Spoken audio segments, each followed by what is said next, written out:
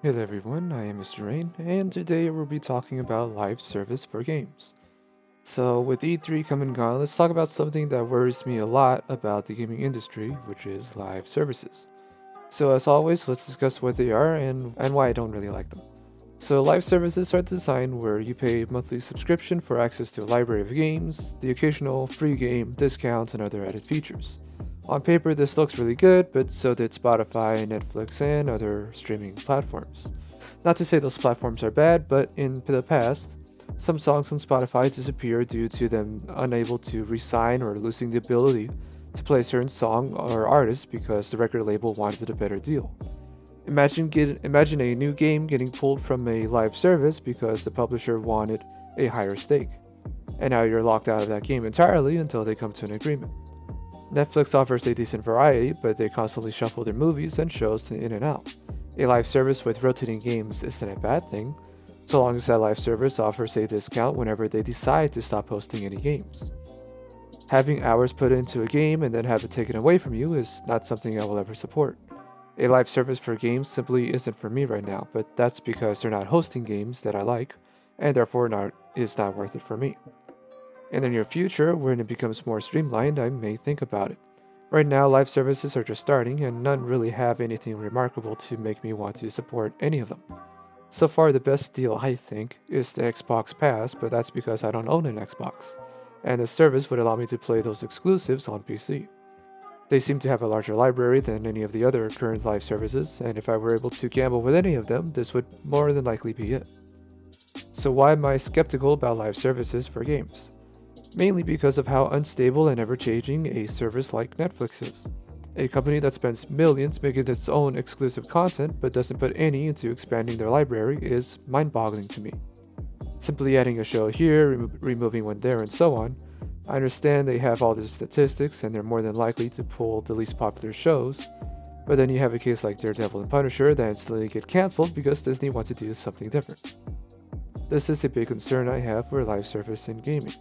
EA has their own live service and Ubisoft just announced theirs, so what happens if Ubisoft removes their titles from another live service from, say, the Xbox Game Pass? That game then becomes exclusive to Ubisoft.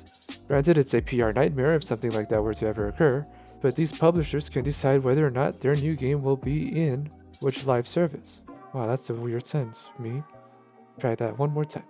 Granted, it's a PR nightmare if something like that were to occur, but these publishers can decide whether or not their new game will be in which live service. Why should they put their game on another live service when they have their own? I would bet EA would do this because they already have. Want to buy Titanfall 2 for PC? You can only get it through their online origin store. Same goes for Battlefield 5 and their other titles. I can see EA locking their games out of any other live service for their own. So absolute worst case scenario, if you wanted to only use live services, you would have to subscribe to EA, Ubisoft, and Xbox. EA is priced at $30 a year. Ubisoft's Uplay Plus is priced at $15 a month, and Xbox Game Pass is for PC is currently $5 a month, but will more than likely be $10 a month in the future.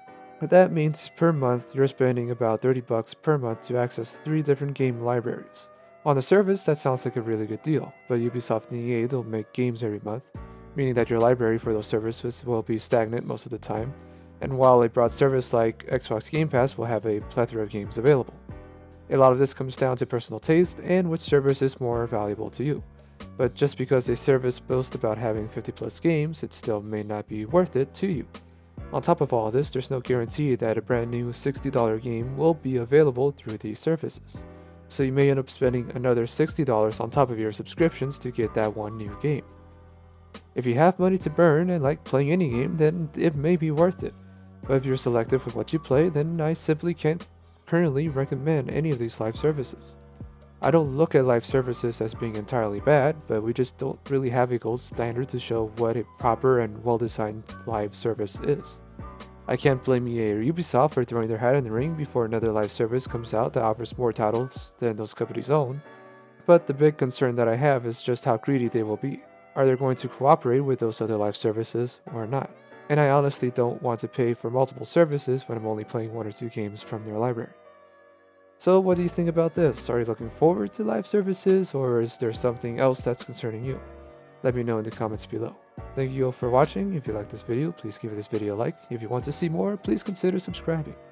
I am Mr. Rain, and I will see you guys next time.